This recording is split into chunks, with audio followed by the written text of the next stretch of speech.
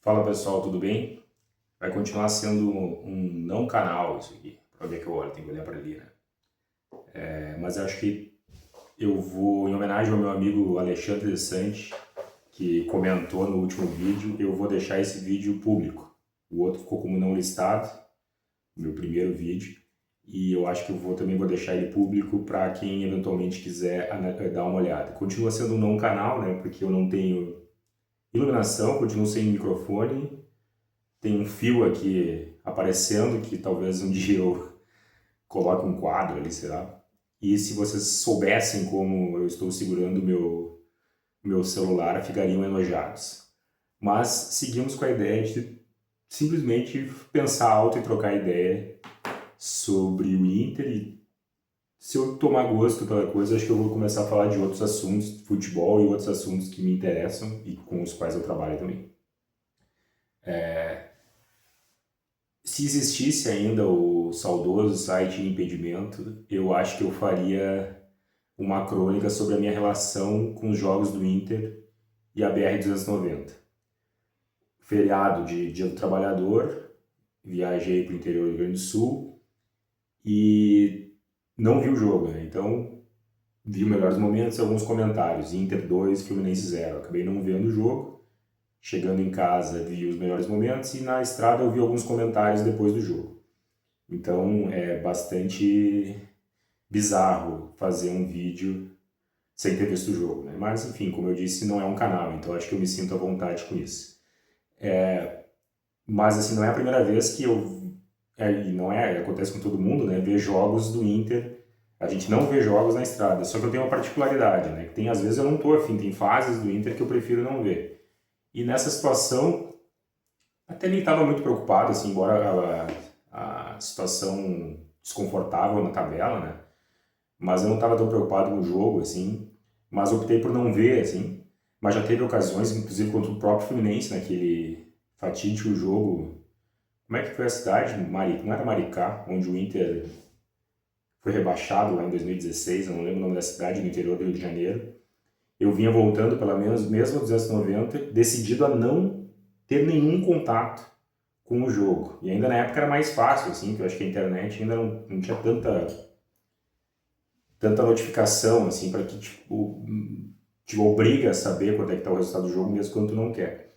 E naquela ocasião, nós estávamos voltando ali e tinha um caminhão virado na estrada e a situação ia se demorar muito tempo, então a gente fez toda uma volta, pegamos uma outra estrada e, e eu tinha calculado, assim, de só chegar em casa depois do resultado. E pelo fato desse atraso, pela necessidade de ter mudado de rota, eu fui parar num posto de gasolina exatamente no momento em que passava na televisão o rebaixamento do Inter. E hoje aconteceu algo parecido, né? Eu não queria ver o jogo, enfim, não estava afim. Passei pelo Beira-Rio, inclusive, pela região ali, pela ponte, vi o Beira-Rio, era 5h30, 6 horas. E estava tocando a viagem, assim, mas precisei parar num posto de gasolina. E no posto eu vi que dentro lá tava passando o jogo do Inter. E foi engraçado porque eu vi só que no placar, assim, tava um pouco mais borrado no Inter e era um 0 na do Fluminense. Olha, tá ganhando, né? Aí no fim até vi um pouco do jogo ali no posto e depois segui adiante. E chegando em casa, então, vejo que o Inter ganhou por 2-0. Bom, me enrolei bastante para dizer, enfim, resultado importante, né? Embora acho que o Fluminense estava desfalcado, né? Ficava um time misto em função ali dos compromissos com a Libertadores, jogou na altitude de La Paz no meio da semana. Mas o dado interessante é que o Mirassol, quando veio domingo ali de manhã no Beira-Rio, também vinha de jogo da Libertadores com um time com alguns desfalques, ou alguns jogadores cansados. Enfim, eu lembro que teve essa notícia antes do jogo e deu no que deu, né? Mas algumas coisas que me chamaram a atenção que eu gostaria de conversar e se alguém quiser comentar aí, fique à vontade. Uma coisa que estava me incomodando muito no Paulo Pesolano, especialmente, nós perdemos o jogo contra o Atlético Paranaense e contra o Mirassol da mesma forma, De certa forma, o jogo contra o Palmeiras foi parecido também, que é a coisa de se jogar para o ataque e deixar a defesa muito exposta. Aparentemente, segundo comentários e pelos próprios melhores momentos, o Inter fez um jogo mais seguro dessa vez, assim como foi o da Chapecoense, né? Que, coincidentemente, o mesmo placar. Então, acho que é uma postura que o treinador tem que aprender a ter no Beira-Rio. Não funcionou até o momento, pelo menos não está funcionando, pode vir a funcionar na frente com o encaixe do time, mas no momento não está funcionando essa estratégia de se jogar para o ataque, de fazer aquela pressão inicial e deixar dois zagueiros que não são muito confiáveis, especialmente o Vitor Gabriel, exposto. Mas, então hoje, numa postura um pouco mais segura, o Inter foi lá e construiu 2-0, mais ou menos ao natural. Eu vi que teve alguns lances perigosos em favor do Fluminense, mas pelos comentários, né, o Inter foi mais dominante na partida. É claro que o Fluminense é um pouco mais enfraquecido, mas 3 pontos, né, que era o que valia. Alguns comentários pontuais, assim. O Bernabé, mais uma vez, faz gol, e eu tenho uma coisa que eu tenho ouvido o pessoal chamando ele de ponta, né? Eu não sei, assim, eu tô achando que ele não é ponta, né? Ele tá jogando como um lateral, e é bem comum treinadores que fazem dobra de lateral, né? Então o Matheus Bahia é um lateral mais defensivo, e o Bernabé continua jogando como lateral, mas mais ofensivo, fazendo uma combinação ali com o Carboneiro e o Alex, com o Alex, né? Então eu acho que é mais esse, assim, eu acho que é uma boa posição e não é nada extraordinário, assim, jogar com uma dobra de lateral, né? Tem muitos treinadores que fazem isso. Acho interessante. O Antony, pelas defesas que eu vi, eu não acho, assim, acho um cara pouco confiável como goleiro, mas as defesas que ele fez hoje, importantes, assim, para dar confiança para ele, né? E com todo respeito ao atleta Sérgio Rocher, eu acho que vai para a Copa do Mundo e não volta mais para o Internacional, cara. E eu acho que talvez bota na pauta a contratação de goleiro, ou vamos ver se o Bernabé dá conta. Ou faz uma conversa com o Rocher, quer jogar no Inter ou não quer jogar no Inter, né? Porque, enfim, claro, é lesão, a gente não vou acusar o cara a fingir lesão, mas é um cara que, quando a gente precisa, não pode jogar. Bruno Henrique, muito elogiado pelos comentaristas, e eu já tinha reparado, assim, que é um cara que tem dado uma dinâmica um pouco maior que o próprio Alan Patrick, porque marca, é mais combativo e sabe jogar. Penso se não é o caso de, eventualmente, como agora um jogo fora de casa contra o Curitiba, o Pesolano não colocar 3 volantes e o Bruno Henrique um pouco mais avançado, talvez, não como um 10, mas de repente um volante e um volante, né, um primeiro volante e 2 à frente, que pode ser o Paulinho e o Bruno Henrique, né? Então jogar com Vilaga, Bruno Henrique e Paulinho, de repente pode ser uma alternativa também, ainda que eu acho que é importante a repetição do time, né? Vitinho entrou no segundo tempo, errou o gol que sobrou para o Alejandro, né? Mas eu gostei muito da jogada que ele faz,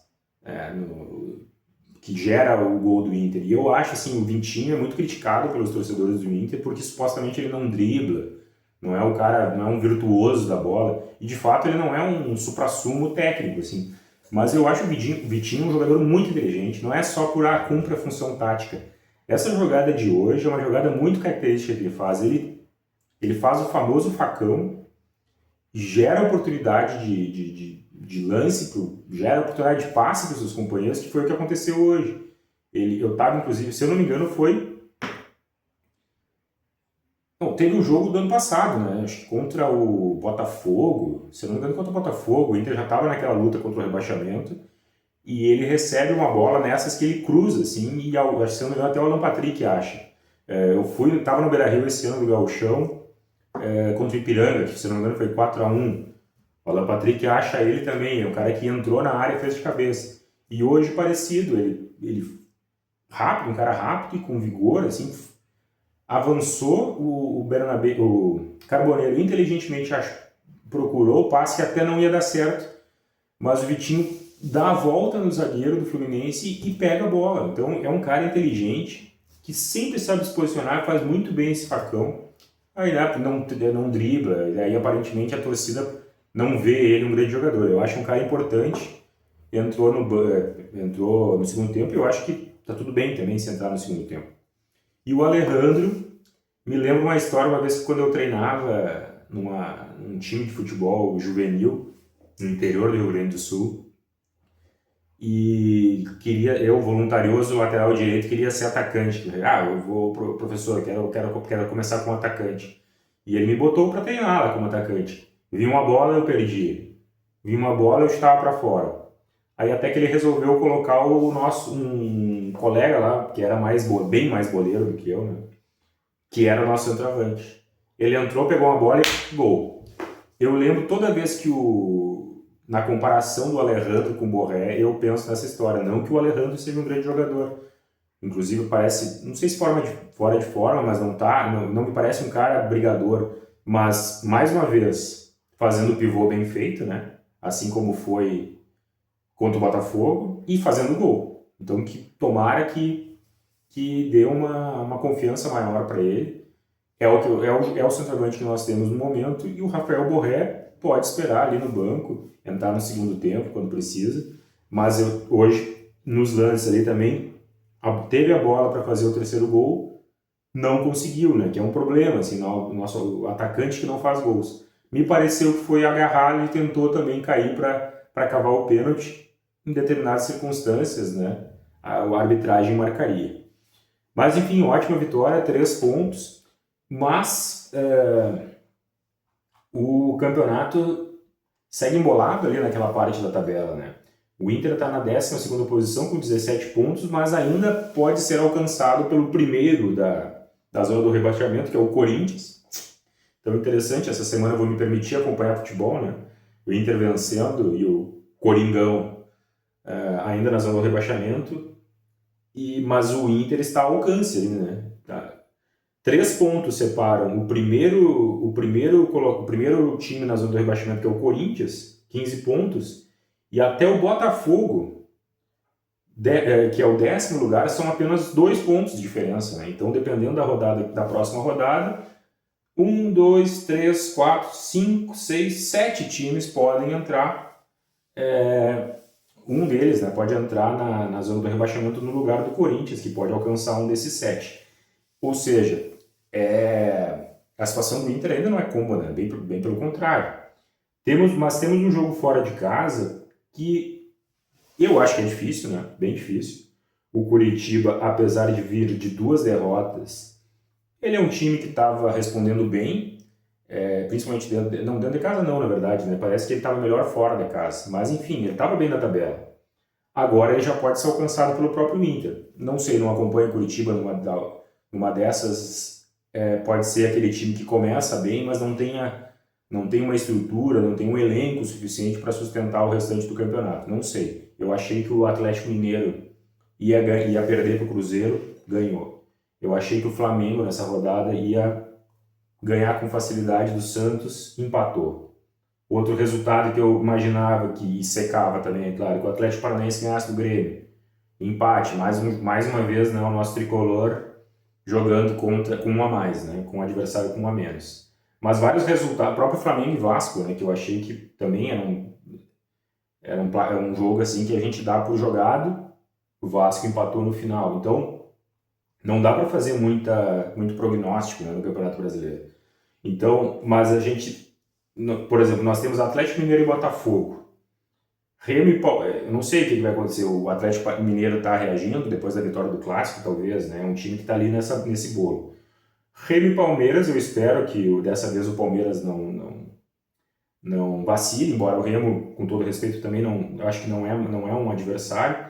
Santos e Bragantino vai ser interessante, né? O que o Santos vai aprontar? Se perde, é mais um que fica para trás, né? Mirassol e Chapecoense, o Mirassol hoje ganhou do Corinthians. Grêmio e Flamengo na Arena. Em tese, seria interessante que o Flamengo ganhasse, mas o Grêmio vai ter que fazer aquele jogo que ele tem feito, né? Que é um jogo mais defensivo, assim, e que desagrada os seus torcedores, mas eu tenho entendido isso, assim, eles estão tentando não perder num primeiro momento, né? Mas é claro que eles também não estão conseguindo ganhar. E Vasco e Atlético Paranaense. Ou seja, não dá, assim, não ousaria fazer nenhum prognóstico para esses jogos, mas o que eu tenho para dizer é que o Inter tem que pontuar. O Inter tem que pontuar contra o Coritiba no Couto Pereira, sábado às 4 da tarde. Essa escalação que jogou contra o Fluminense talvez seja interessante manter. Tem a opção, como eu falei, de repente mais um volante, mas o interessante dessa escalação e dessa postura do time, que eu acho que ela tem que ser mantida. Um time que foi mais ou menos um jogo contra o Botafogo, que poderia o Inter ter vencido, né? Teve falhas nos 2 gols, a princípio eu achei que foi falha, assim, mais no segundo gol do Botafogo, mas uma postura assim de marcação, mas que consiga aos poucos agredir mais o adversário, né? Eu acho que o Inter, espero muito e torço para que o Pesolano tenha então, assim, fazendo a amarração com o começo do vídeo, que ele tenha entendido então que o Inter precisa de mais consistência defensiva. Tem que estar na pauta de contratações, e eu sei que está, zagueiros com mais qualidade, com mais experiência.